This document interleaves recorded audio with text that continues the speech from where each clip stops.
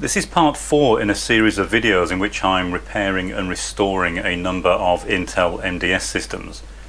In the previous videos I got as far as repairing and starting to restore one of the power supplies, and I mentioned that in order to repair and work on the boards, this is one of the processor boards, then I will be making a test jig.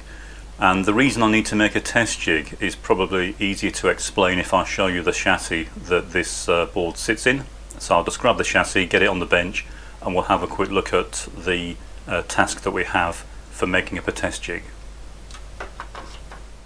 So this is one of the chassis I've stripped down. I've stripped them right down so I can give them a good clean, check for any cracks or damage, and then work my way up from the chassis and start to refit the parts and test that everything works.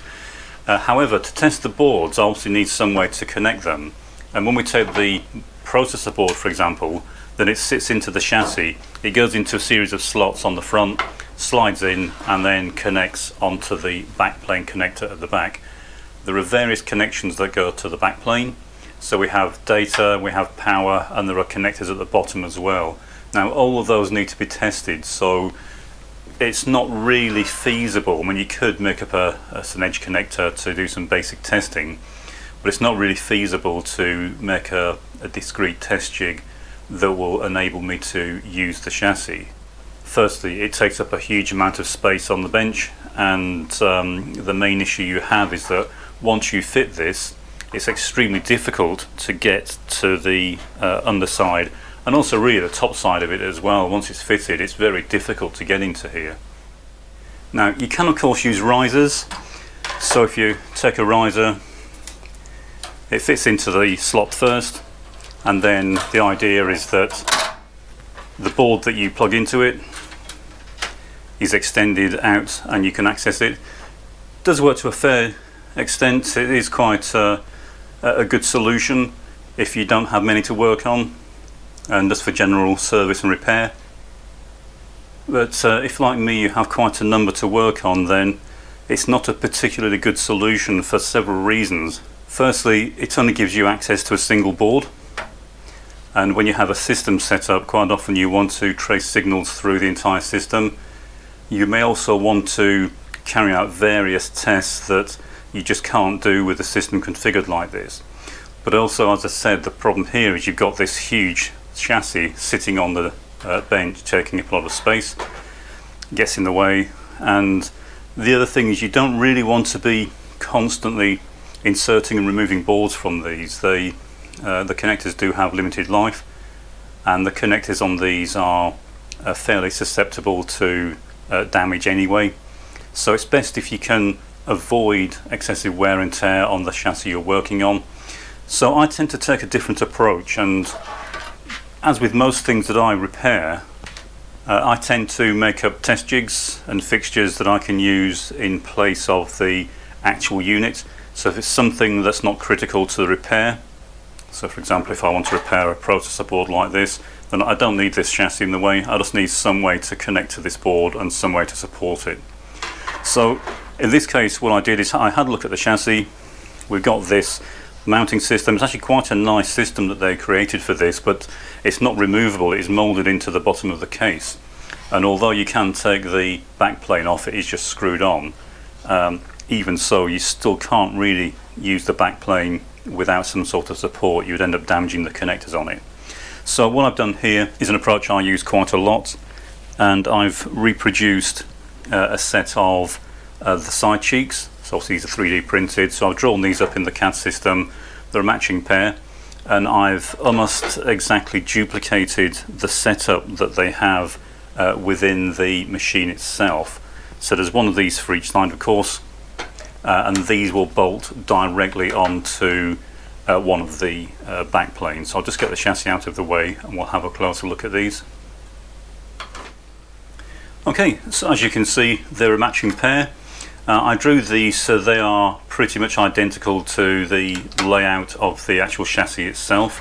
The separation, the spacing, all the dimensions are identical to the side cheeks on the actual machine. And while you don't need to do that, I prefer to do it that way just to make sure that the boards are going to fit in, any accessories are going to fit, and I don't encounter problems that I've created. I'd rather just have something I can use that simulates as closely as possible the actual machine I'm trying to repair. So the owners of the MDS units were kind enough to supply me with a spare backplane, so it saves me stripping one out of the machine. And of course these just screw directly onto the backplane, and if I've got the dimensions correct, the boards should then slide in place. So I'll just get these screwed onto the backplane and we'll see if the boards fit. Okay, well, they fitted onto the backplane, and now we'll see if the board actually fits in. It looks quite promising. The slots do seem to line up. Have to say I haven't tried it at this point. Hopefully the width is correct. So I'll get one of the processor boards and we'll try and slot it in.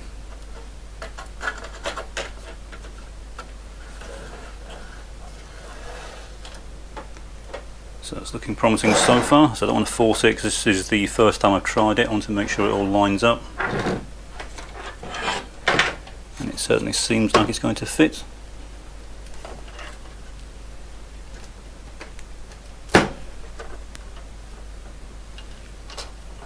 Okay.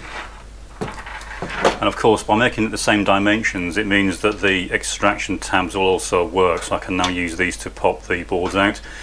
Because the board is quite slim, there is a tendency for the front to splay, so I dare say this jig will develop as it progresses, but just to stop the front from splaying, there are some more holes underneath the front, and what I will be doing is using a rod like this, so it's just a bit of a carbon fibre rod, and that screws across the front and it stops the front from opening up. And of course the advantage of doing it open like this is it gives me full access all the way around to the back plane. You can stand it on its back and get access to both sides of the board. So with the machine running, it will run like this. You get full access all the way around. You can attach the logic analyzer, and of course you get very clear access to the back plane, which is quite important for testing these, which we'll come to in a later video. But as you can see, I did make these a bit stronger than you would normally do with 3D printing, so they are quite heavy infill. I think it took something like 7 hours each to print, so it's quite a lot of printing, but it is well worth the effort when you've got a number of these units to work on. And what I can do when I finish these is send the test jig back to the owners of the machine, and then if they ever need to do any further repairs or work, they'll have a test jig that they can use. And of course what you do here is just connect the power supply and any additional units to this. Initially I'll be using lab power supplies. I won't plug this directly into its own supply, simply because the supply that come with these units has got a very high current limit. I think it's something like 36 amps on the 5 volt supply, and that's easily enough to destroy anything if there's a short on the board. And also if you accidentally short something, you don't want to drag 36 amps through all the tracks on the board. It will probably destroy them. Okay, so once I have the test jig, of course if I need to, I can also use a riser, but unless I've got 3 or more boards in here, I shouldn't need to use this. And of course I can swap the order of the boards around if I need to, if I want to work on a particular board. So that's it for this video. I just wanted to quickly show you the test jig that I've been putting together. As ever, comments are welcome.